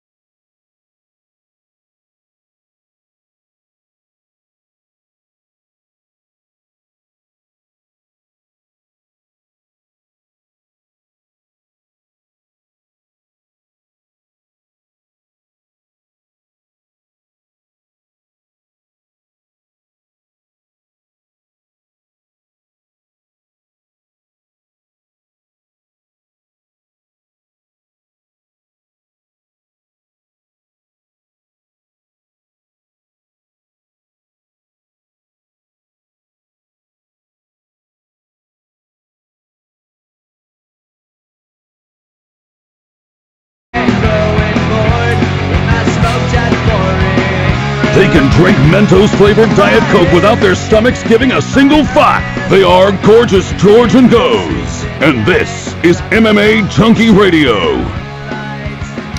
All right, folks. Tonight is Bellator 193, headlined by Lorenz Larkin and Fernando Gonzalez. It's out at the Pachanga Resort Casino in Temecula, California. Paramount, that's the name of the channel now, no longer Spike. They got you covered with a 9 p.m. Eastern start time. Check it out. There you are, catch weight fighting at 180 pounds because of Fernando Gonzalez, not because of Lorenz Larkin. In your co-main event slot, you have J.J. Ambrose versus Syed Awad. If you need help locating the Paramount channel, we got DirecTV, so I can tell you it's 241. Otherwise, check your satellite and local listings. All right, let's get to it. He joins us now on the hotline. It's Lorenz Larkin. What's up, Larkin? How you doing?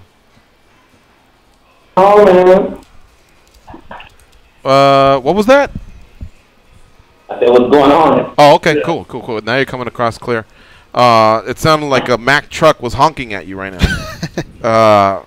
We're doing good, man. How you doing? Pretty soon you get in a fist fight and get paid for it. It don't get any better than that, right? In his hometown. Right? The only thing better than that is eating after weighing. That's true. Let's talk about that weigh-in thing. Are you over it? Or are you kind of pissed off about it? Well, you know, I'm just a professional.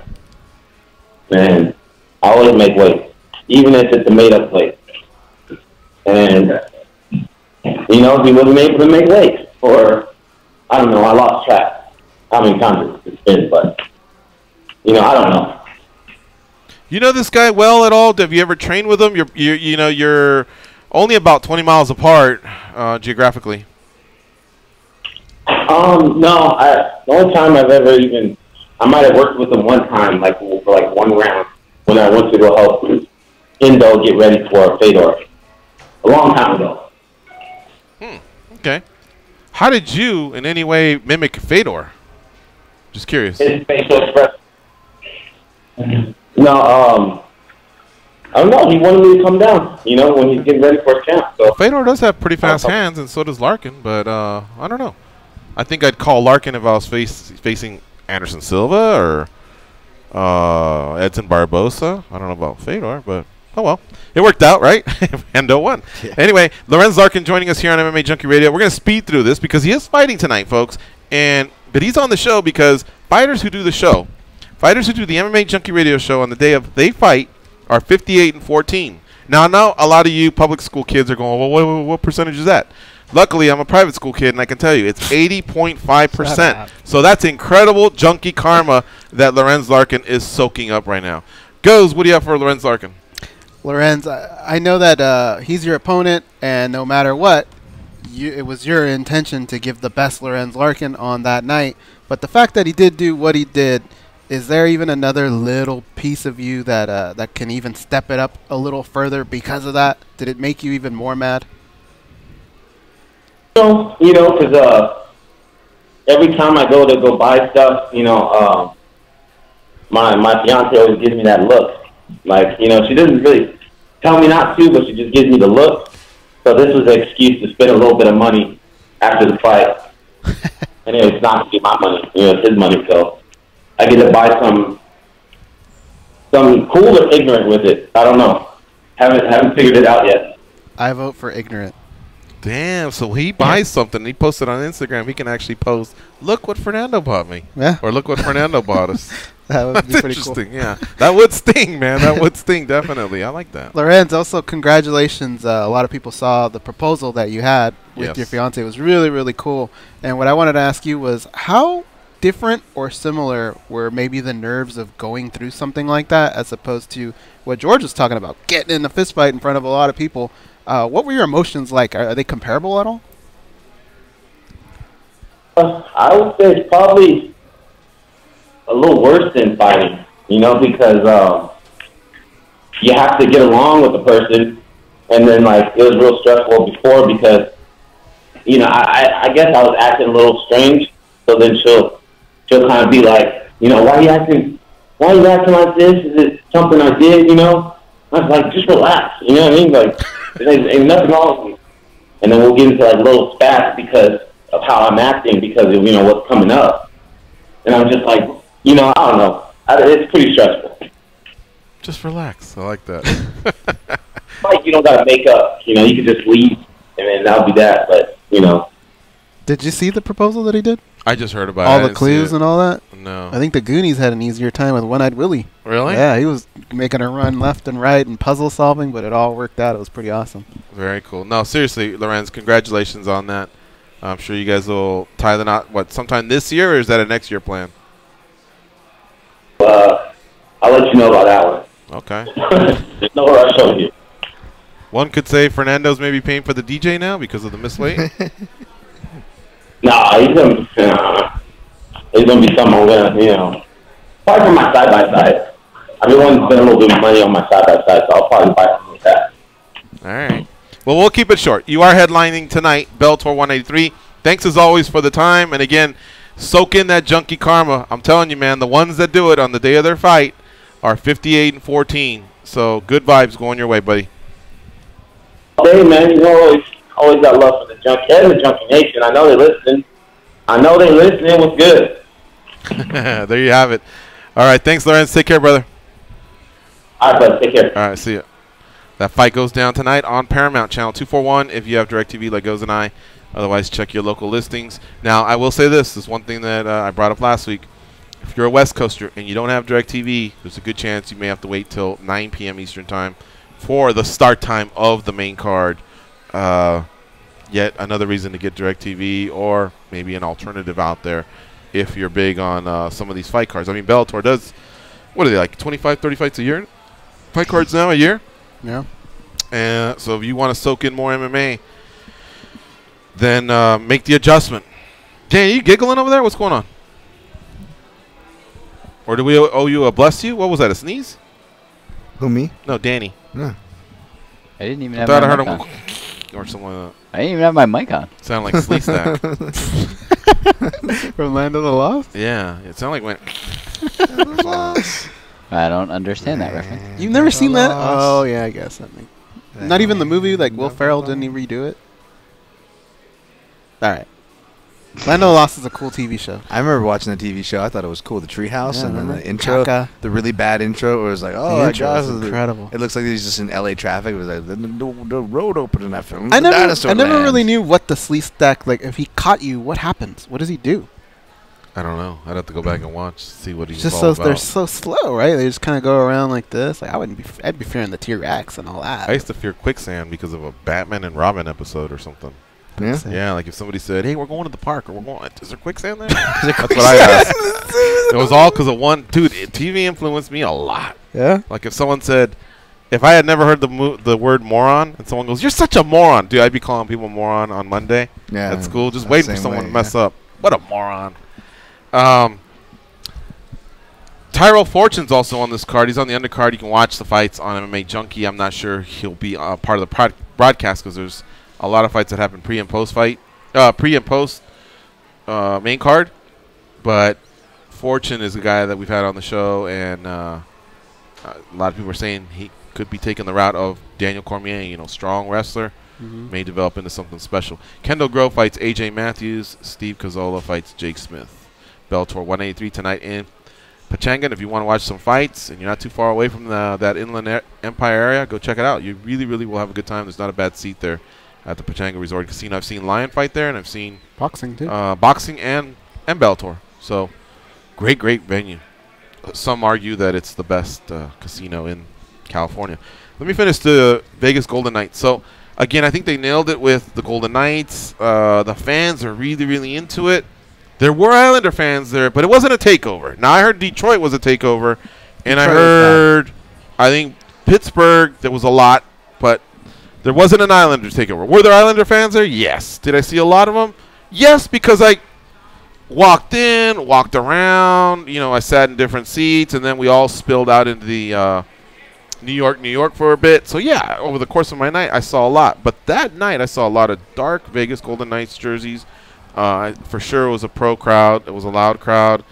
And, again, I really like what they've done with it. Like, I think the Vegas Golden Knights hit a home run, man. And of course, it helps that they're winning. Who knows if the record was the opposite of what it was, more losses than wins, if people would be going out there and supporting. It helps that they're winning. But still, I think it's great. I like their gear. I don't like their uniforms, though. The uniforms look like stuff Harry Potter would wear. I don't know. Too many colors? No, just the way it. I just don't like the colors. I don't know. The What about gear the I logo? like, but the actual uniform, I'm not digging it. You like the logo? The mask looks more like a gladiator mask than I would think of a knight. When I think of a knight, I think that closed shield thing. But whatever, it works, I guess. I don't want to hate because I actually want to go, and I'm actually a fan of hockey. It's one of the, on the higher of my charts for live sports, which may be surprising for some people. But Because of the fighting? I don't know. I've always appreciated just the fast, just kind of the fast pace, just the fast pace about it, you know, and it just violent, fast action. Grew up with the Mighty Ducks, playing, you know, a little bit of roller hockey in my days in the mean streets of Henderson, Las Vegas. But I will say I don't know about the logo though. The logo feels like something that like I would have drawn in like a contest for like make the Golden Knights logo if I was in 3rd grade. Like I feel like I would have submitted that like Knight helmet. I don't know. I mean, what are you gonna do? It's actually it may be one too many colors, but applicable, but I don't hate on it. I actually just got a jersey. I wanted to really feel a part of it. I don't think it'll be the last game I go to. But I'll tell you this much, like, the ticket's in demand right now. Yeah? When the team first started, everybody I kept running into said there's going to be a surplus of tickets.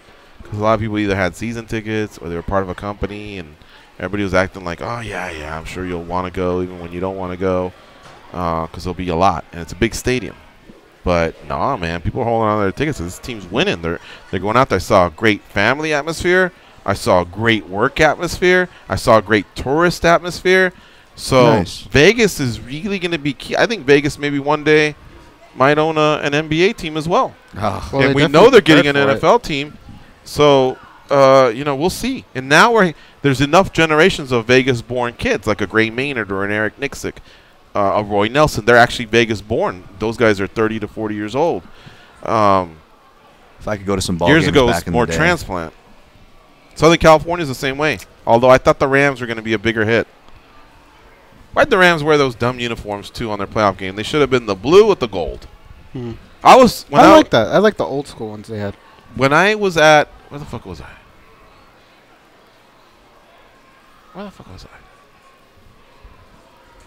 Oh, wait. Shit. I want to help you out, but Nike you give Town. us nothing. I was at Nike Town. And I was just perusing. Because I'm Peruvian, so I got to peruse. Okay. I'm perusing through. And I go by the NFL section.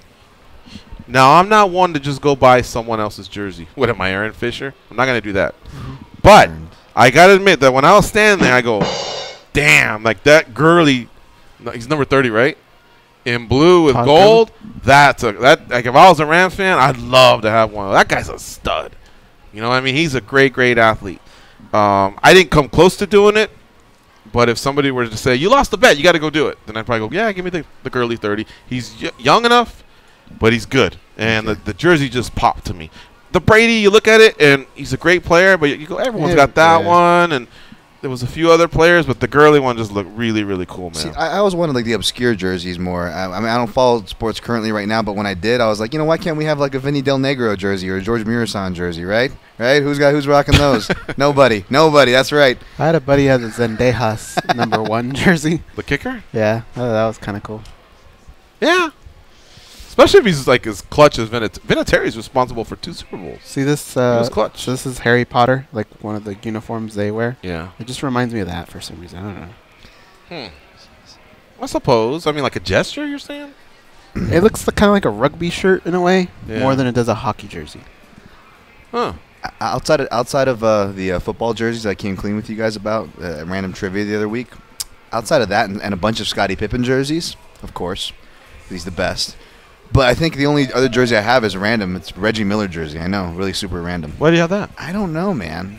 I don't know. Maybe I was really had money put aside when I was a kid to buy a jersey because that was like a special thing, and maybe Pacers that was or UCLA? No, Pacers 31. I'll tell you what, I loved watching them play.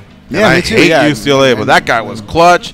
Yeah, He actually, it was like him. I mean, I know he had a crew, Smiths, the Davis Bros. Yep. That's right, Mark Jackson. But basically, I felt like it was him versus the Knicks at times. Yeah, totally. You know what I mean? Versus Spike Lee. Yeah, it was Pat it was Riley. fun. He was Pat a Riley stud. puts hair out. He hits those clutch threes. He was a stud, man.